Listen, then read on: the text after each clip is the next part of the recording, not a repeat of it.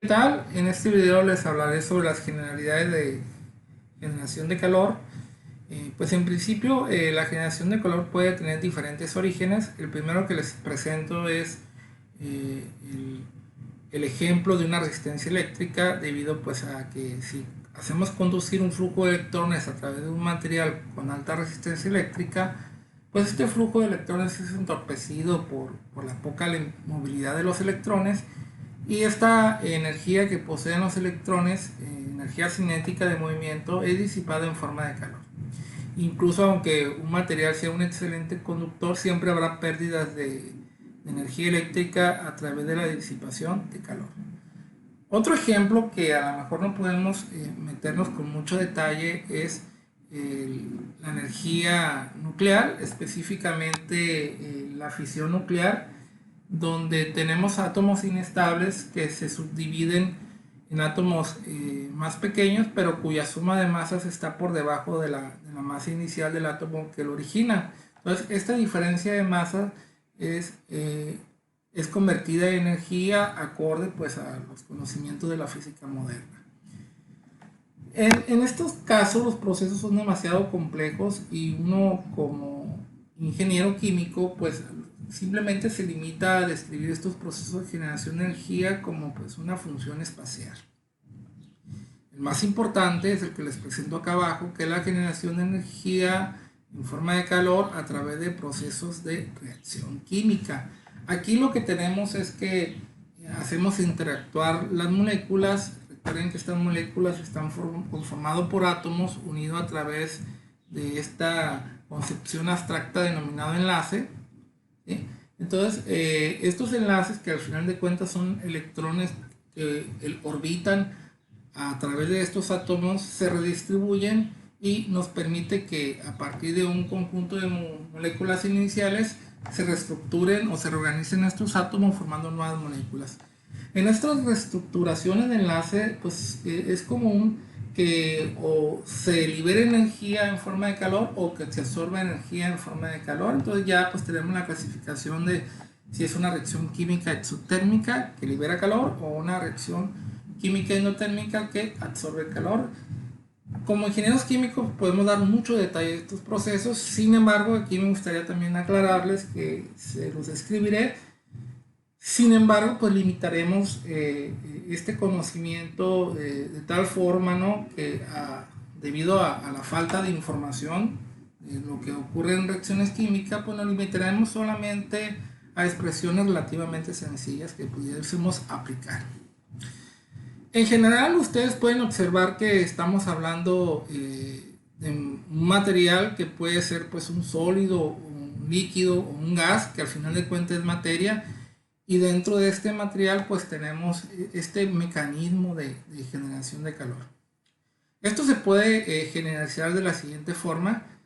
Si tuviésemos un material, en este material por alguno de estos procesos se puede generar energía y la manera pues más amplia o la más recomendable es considerar que en cada punto se establece un flujo de calor de tipo volumétrico y incluso las condiciones en que se encuentre cada punto de este material pues nos conduce a flujos de calor totalmente diferentes. Por ejemplo, si yo tomara una pequeña porción aquí de material, seguramente este material pues tendría ciertas condiciones termodinámicas que podrían ser una temperatura dada, una presión dada y ciertas concentraciones de los materiales que lo componen. Desconozco qué más y podría yo a lo mejor decir que están expuestas a un cierto campo eléctrico, un campo magnético, pero en lo general esto pues va a establecer la velocidad con la que se genera el flujo de calor. Entonces si establecemos la hipótesis del continuo y consideramos que hay suficientes moléculas para establecer las características macroscópicas, podemos establecer aquí entonces que hay un pequeño flujo de calor. Pero pues el flujo de calor sabemos que es una cantidad extensiva y dentro de la conveniencia siempre es mejor convertirlo a una propiedad intensiva, y esto pues nos lleva mucho al concepto de densidad. En este caso hablaríamos de una densidad de flujo de calor de tipo volumétrica, y lo que se hace es dividir entre el volumen donde se está generando dicho flujo de calor. No es una nomenclatura propia esta forma de escribirlo. Generalmente se define bajo un parámetro, en este caso Q punto, y ponemos la V como para indicar, bueno, que este es un flujo de calor de tipo volumétrico. Unidades, pues las unidades serían la de watts, que involucra un flujo de energía dividido entre el volumen donde ocurre. En lo general, dentro de esta materia, pues vamos a establecer básicamente que nuestro flujo de calor o es una función de la posición o una función de la temperatura. Y ustedes dirán, bueno, y ciertamente hay otros factores físicos que pueden incidir en este flujo de calor volumétrico. Sí es cierto, sí ocurre, sí describir un poquito de detalle de todo lo que debemos de tomar en cuenta, pero para propósito del curso y las limitaciones analíticas con las que se quiere manejar, pues trataremos de reducir estos posibles modelos de generación de calor. Vamos con el primero, que tiene que ver con el origen eléctrico. Yo podría aquí pues dibujarles un material, generalmente pues quizá uno de tipo cilíndrico, se me ocurre, y a través de este material haremos conducir un flujo de corriente eléctrica. ¿Sí? Aquí tenemos nuestro flujo de corriente eléctrica ahí. Este es un material que tiene una resistencia R. Recuerden que la resistencia se mide en ohms y la corriente eléctrica en amperes. ¿Qué promueve este flujo de electrones? Pues lo promueve un potencial eléctrico o una diferencia de potencial eléctrico que nosotros denominamos voltaje. Y así pues el flujo de calor que disipa este material de manera macro pues corresponde al diferencial de potencial que se le aplica a dicho material, haciendo producto con la corriente eléctrica que fluye a través del mismo. En lo general se prefiere utilizar la resistencia eléctrica, y en este caso pues queda como el producto de la resistencia eléctrica por el flujo de la corriente eléctrica al cuadrado. Esta resistencia eléctrica pues depende de las características del material muy específicas. Una que se denomina resistividad eléctrica, que es una propiedad intensiva, y por supuesto de la geometría de dicho material. Así, por ejemplo, si se establece que esta resistencia eléctrica tiene un largo L y una área transversal de flujo eléctrico S, nosotros podemos tener una medida de dicho cálculo de esa resistencia eléctrica a través de la resistividad eléctrica, que esta pues depende ya de un material en específico, por supuesto el largo de nuestro material. Mientras más largo nuestro material, pues va a ofrecer mayor resistencia eléctrica, y de su área de flujo transversal, ¿no?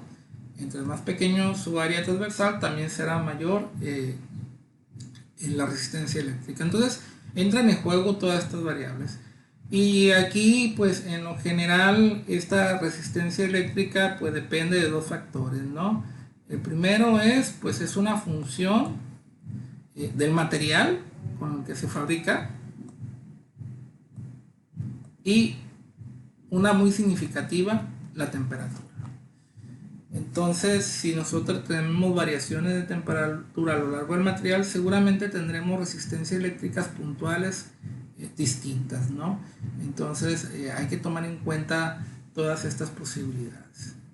Yo les recomiendo que cuando se trabaje este tipo de problemas, no se trabaje con la resistencia del material completo, sino que se evalúe la resistencia de algún diferencial de volumen y sobre ello pues se calcule ese diferencial de resistencia eléctrica.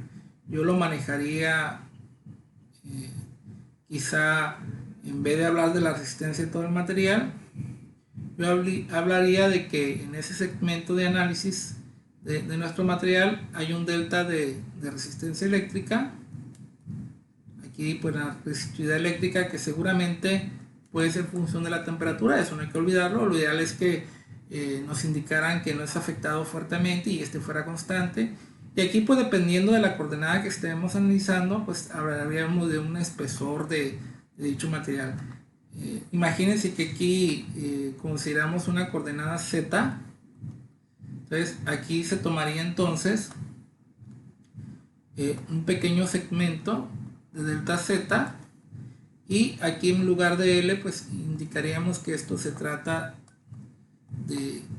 de un delta Z en nuestro análisis, y estaríamos hablando solamente de la resistencia que hay en este pequeño segmento, y obviamente no dividido entre el área transversal. Y aquí cuidado, ¿no? Porque todavía el área transversal podría variar a lo largo del elemento y pues podría ser una función de la posición en Z. Vean la complejidad con la que se puede llevar en este tipo de ejercicios.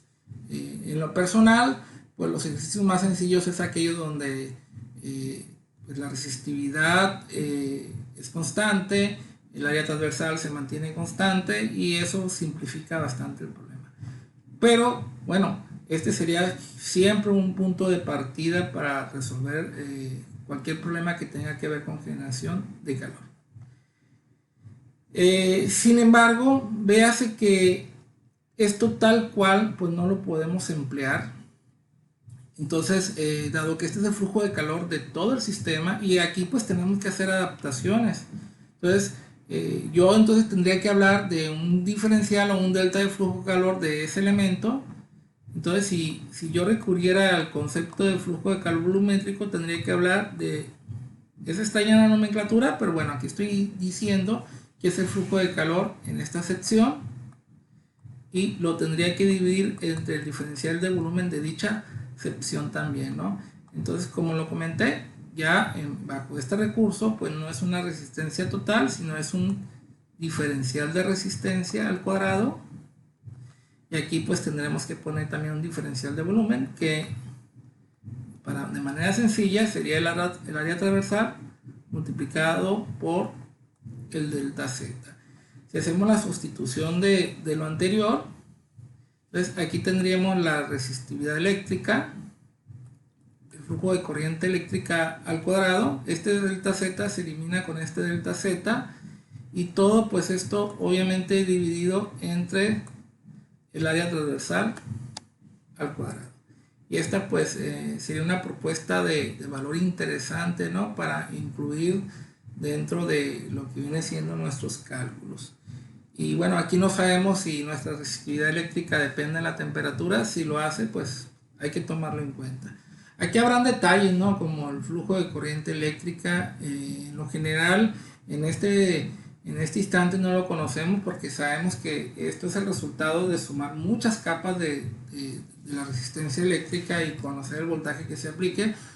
Pero aún así, la recomendación es que lo manejemos incluyendo la corriente eléctrica, que en este punto es desconocido, pero teniendo más información del problema, podemos establecer una ecuación integral que nos permita llevar a un procedimiento numérico para el cálculo de dicha corriente eléctrica. Incluso, en cierta forma, calcular la resistencia total de nuestro dispositivo, porque como les comento, ¿no? Puede ocurrir que tengamos variaciones de temperatura importantes a lo largo de este material resistivo.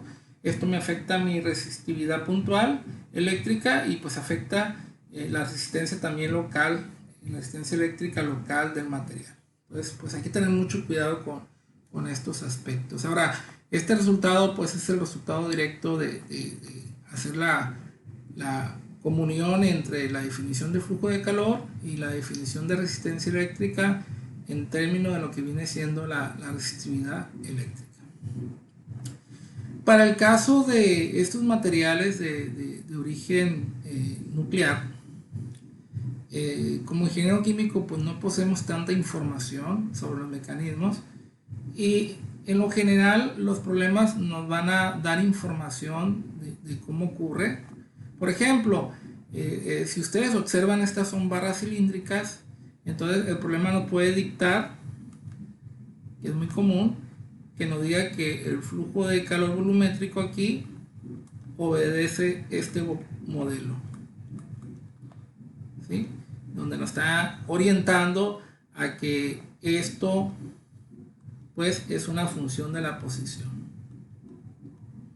Entonces quizá una expresión de este tipo, véase que en el centro pues el flujo de calor generado es máximo, mientras como me alejo a la superficie este flujo de calor pues tiende a cero, y esto pues tiene que ver con la generación de neutrones durante la fisión del material, y que estos neutrones pues en cierta medida van ocasionando la fisión de los átomos vecinos. Ahora, no es un modelo que en cierta medida represente de manera adecuada quizá este proceso de fisión nuclear, pero en lo general cuando se nos comente sobre un ejercicio de transferencia de calor con generación de carácter nuclear, siempre nos indican el modelo que debemos de incluir en nuestro análisis.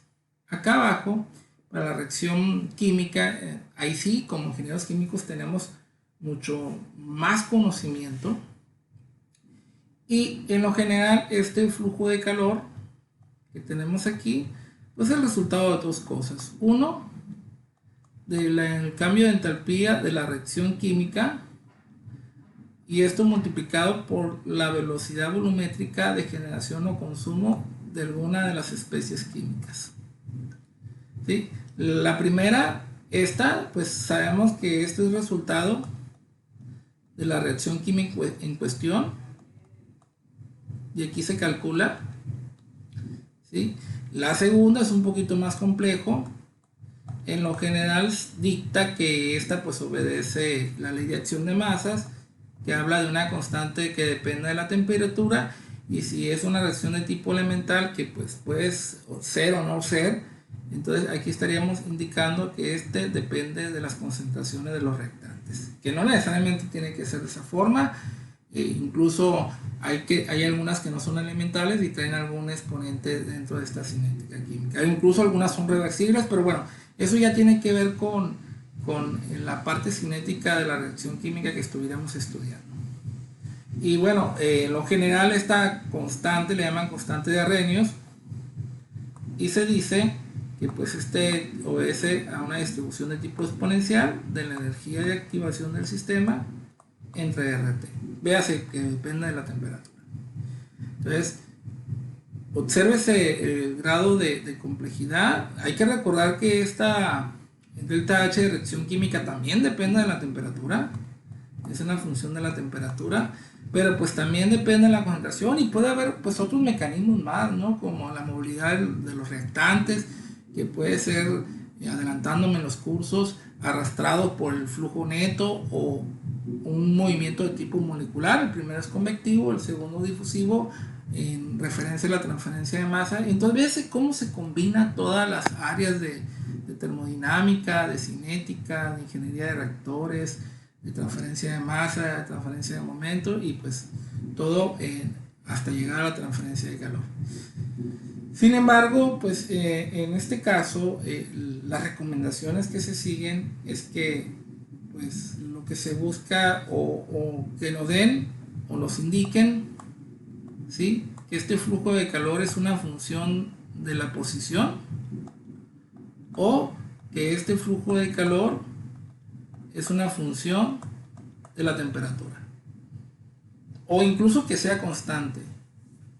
Y si en caso de que sea la temperatura, se recomienda que el máximo grado de dependencia sea una función lineal, es decir, que tenga una estructura de esta forma. Yo sé que eso pues hay mucho que discutir, pero estas son las limitaciones de un modelo analítico, ¿no? Algo que a través de cálculo avanzado, ya incrustando o siendo parte de un balance de energía de transferencia de calor, pues pueda resolverse a través de nuestros conocimientos de ecuaciones diferenciales. Entonces, esto es en general con lo que nos vamos a encontrar. Ahora, no son todos los mecanismos que pueden ocurrir. Lo voy a platicar del lado izquierdo. Hay veces que podemos tener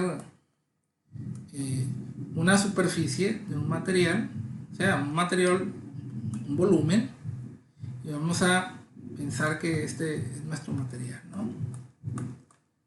Entonces podemos nosotros irradiar, ¿sí? No sé, una microondas, por ejemplo, o incluso radiaciones de onda bastante cortas. Y esta radiación, al incidir sobre la superficie, pues se termina convirtiendo en calor. Nada más que aquí tenemos que tener cuidado. Si esta radiación se convierte en calor, entonces estaríamos hablando de un flujo de calor de tipo superficial y tendríamos que relacionarlo donde en cierta medida esta radiación se dispersa o se disipa en forma de calor. Cuando es así, estaríamos hablando de watts sobre metro cuadrado. Y esto, en la mayoría de los problemas, se integra como una condición de frontera. Pero a veces tenemos radiaciones más penetrantes que no solamente parte de la radiación se disipa en la superficie, estamos hablando de una radiación como un todo, que tiene una intensidad. Y esta intensidad puede llegar a penetrar dentro del material.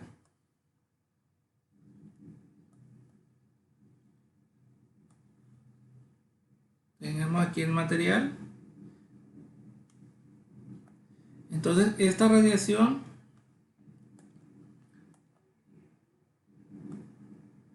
llega y aún así logra un cierto nivel de penetración. Entonces aquí en la superficie parte de ella se puede disipar, entonces sería un flujo de calor superficial, mientras que aquí a lo largo de cómo se disipa en su interior sería un flujo de calor volumétrico. ¿De qué manera lo hace? Pues en lo general hablamos de una intensidad de la radiación, es decir, recuerden que toda radiación se puede expresar como fotones. Y hablaríamos de una concentración de fotones, ¿no? Por unidad de tiempo que son irradiados hacia el material. Y esto pues nos lleva al concepto de intensidad de la radiación.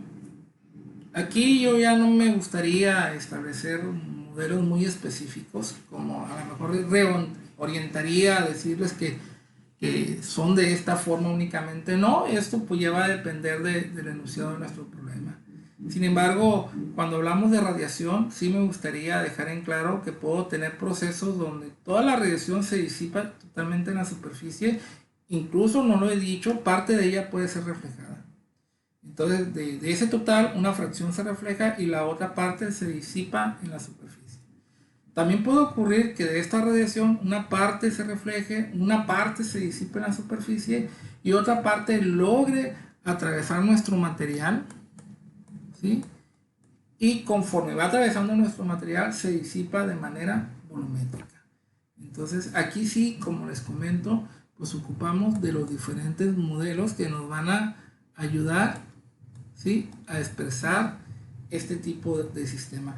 El más común de los modelos es la ley de Lambert-Beer, que pues establece que la intensidad de una radiación disminuye exponencialmente conforme va atravesando el material. Entonces fíjense que ahí nos está hablando de una distribución o un perfil de intensidad de radiación con respecto a la posición, y que este pues va menguando conforme lo va atravesando, pero no nos está dando de manera directa este flujo de calor de tipo volumétrico. Entonces ahí pues habría que tener cuidado, basado en la información que nos provee el enunciado, de cómo tomarlo y llevarlo a estas expresiones, ¿no? Ya sea flujos de calor volumétricos o flujos de calor de tipo superficial. Yo sé que es un poquito todavía confuso, oscuro todo esto que he comentado, pero les aseguro que a través de la resolución de los problemas esto pues quedará más claro. Les agradezco su atención.